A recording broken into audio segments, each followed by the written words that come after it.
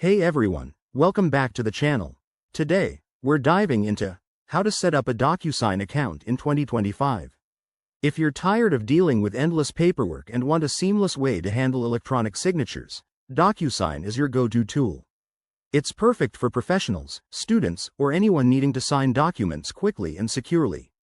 Let's jump right in. First, open your web browser and head to the official DocuSign website.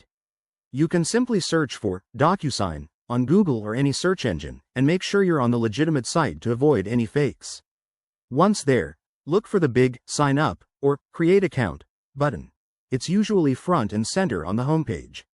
Next, you'll need to enter your email address and create a strong password. I recommend using a mix of letters, numbers, and symbols for better security. After you submit that, DocuSign will send a verification email to your inbox. Check your email, click the verification link, and you'll be all set to log in. Now, log in with your new credentials. The platform will prompt you to complete your profile. Add your full name, phone number if required, and any other details. This step helps personalize your account and enhances security features. Once your profile is set up, take a moment to explore the dashboard.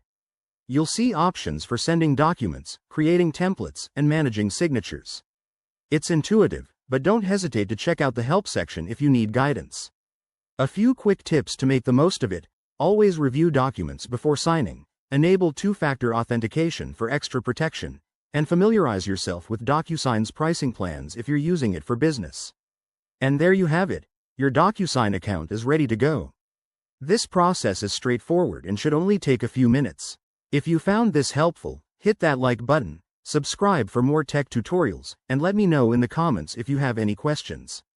Thanks for watching, and see you in the next video.